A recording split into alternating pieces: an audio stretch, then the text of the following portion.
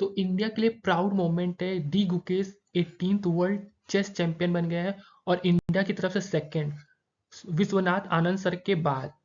तो थोड़ा सा इसमें हम देखते हैं करंट अफेयर में एग्जाम में क्या क्या पूछ सकता है।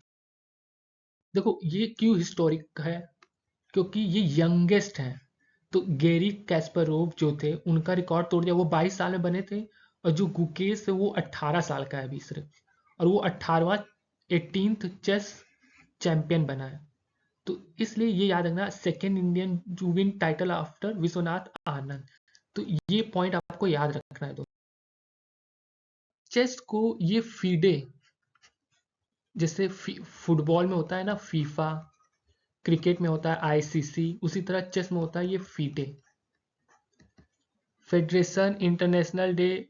देखो ये हमको मुझे लगता है ये है इंटरनेशनल चेस फेडरेशन, ये किसी इंग्लिश लैंग्वेज में नहीं किसी और लैंग्वेज में है, और ये 1924 में इसको बनाया गया था। तो ये पॉइंट आपको याद रखना है, यही हैंडल करता है। और ऑनलाइन में आपको मिल जाएगा chess.com, लीचेस। तो मेन आपको ये याद रखना है फीडे, और कब हुआ था 1924 में। ये है सबके सब 18। पहले थे विलहेल्म स्टेनिट्ज, ठीक, और फिर उसके बाद सबका नाम दिया हुआ है।